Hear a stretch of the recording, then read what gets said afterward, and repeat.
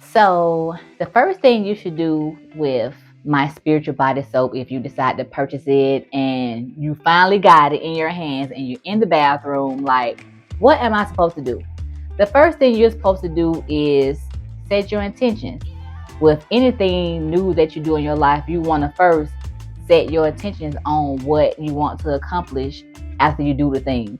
So if you decide to use Cleanse Spiritual Body Soap, first you're supposed to set your intentions on what it is that you want to release, what it is that you want to accomplish by using this spiritual body soap, and what it is that you want to manifest into your life, but mainly what it is that you want to release so that all the goodness could come into your life.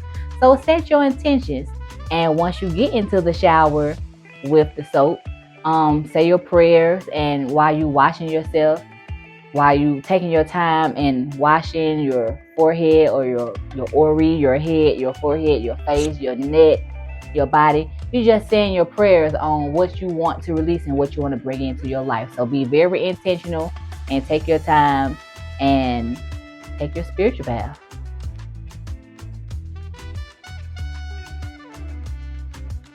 So after you're done taking your spiritual bath with the Cleanse Spiritual Body Soap, you get out the shower. A lot of spiritualists will tell you to air dry because you don't want to dry off all the goodness of the herbs or roots that you use in the soap.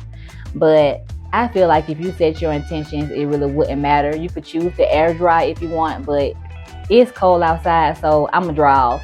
But if you washed your head, you can wrap your head with a light cloth or a white cloth, and wear light colored pajamas or light colored clothes or white clothes if you have it, and go to bed. Like make your room real comfortable, and just set the atmosphere, so when you come out your shower, come out your bath, you could put on your light clothes, choose the air dry or not, dry off, wrap your head if you choose to, if you washed your head, and get in your bed, get comfortable, and have a good night's rest.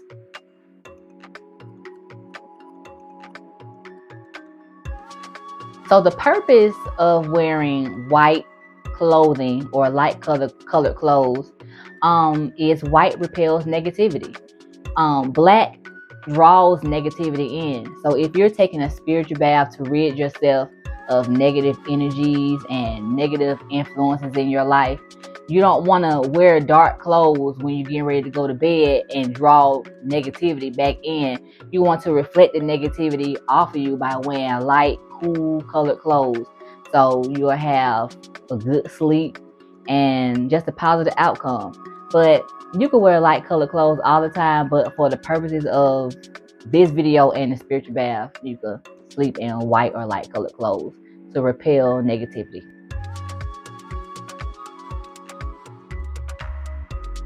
So you took your spiritual bath, you put your white clothes on, and you had a good night's sleep, and now you're waking up in the morning. The first thing you could do or should do is be intentional.